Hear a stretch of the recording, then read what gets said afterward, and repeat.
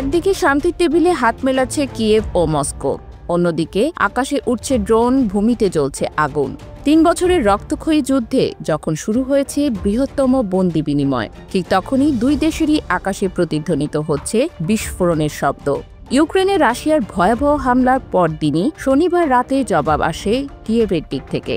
রাশিয়ার তুলা অঞ্চলে ইউক্রেনীয় ড্রোন হামলায় পুড়ে ছাই হয়ে যায় ঐতিহাসিক এক গির্জার গম্বুজ।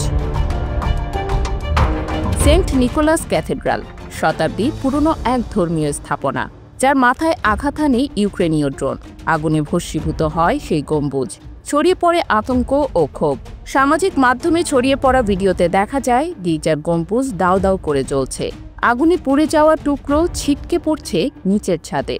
রুশ রাষ্ট্রীয় গণমাধ্যম আরটি জানায়, তুলা অঞ্চলের এই ড্রোন হামলায় ক্ষতিগ্রস্ত হয়েছে কেবল ঐতিহাসিক গির্জাটিই নয়, আশপাশের সাধারণ মানুষের বসতভিটাও। বিস্ফোরণের তীব্রতায় আশপাশের কয়েকটি বাড়ির জানালা ভেঙে পড়ে, ছড়িয়ে পড়ে আগুন। রাশিয়ার প্রতিরক্ষা মন্ত্রণালয় জানায়, তুলা অঞ্চলে 16টি এবং সারা দেশে মোট 110টি ইউক্রেনীয় ড্রোন ভূপাতিত করা হয় ওই রাতে। পাশাপাশি জানানো হয়, গত এক সপ্তাহে 900-র বেশি ইউক্রেনীয় ড্রোন রাশিয়ার আকাশে প্রতিহত করা হয়েছে। রুশ পররাষ্ট্রমন্ত্রী সের্গেই ল্যাভরভ অভিযোগ করেন, এই হামলায় ইউক্রেনকে সহায়তা করছে যুক্তরাজ্য, ফ্রান্স, জার্মানি এবং ইইউ নেতৃত্ব, যারা আসলে ইউক্রেনীয় নাৎসিদের প্রশ্রয় দিচ্ছে। এদিকে এই হামলার মাত্র একদিন আগেই শুক্রবার রাতে রাশিয়া ভয়াবহ হামলা চালায় ইউক্রেনের রাজধানী কিয়েভে। রয়টার্সের ক্যামেরায় ধরা পড়ে আকাশে একের পর এক ড্রোন, আর নিচে অগ্নিসংযোগ, ধ্বংস। ইউক্রেন দাবি করছে 250টি ড্রোন এবং 14টি ব্যালিস্টিক ক্ষেপণাস্ত্র ছোড়া হয় এক রাতেই। ইউক্রেনের প্রেসিডেন্ট জেলেনস্কি একে বলেন যুদ্ধের সবচেয়ে ভয়ানক রাতগুলোর একটি। এই হামলার প্রতিক্রিয়ায় নতুন নিষেধাজ্ঞার আহ্বান জানান তিনি।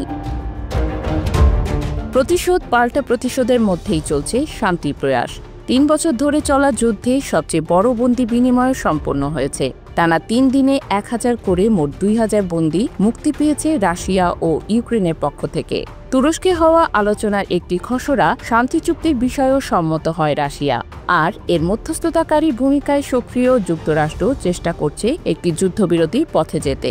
প্রেসিডেন্ট ট্রাম্প এরই মধ্যে একাধিকবার কথা বলেছেন জেলেনস্কি ও পুতিনের সঙ্গে। তবে প্রশ্ন থেকেই যায়, ধর্মীয় উপাসনালয় যখন হামলার লক্ষ্যবস্তু হয়, তখন কি সত্যিই আলোচনার টেবিলে শান্তি সম্ভব, নাকি এই আগুনের গম্বুজ আমাদের ভবিষ্যতের প্রতীক হয়ে থাকবে?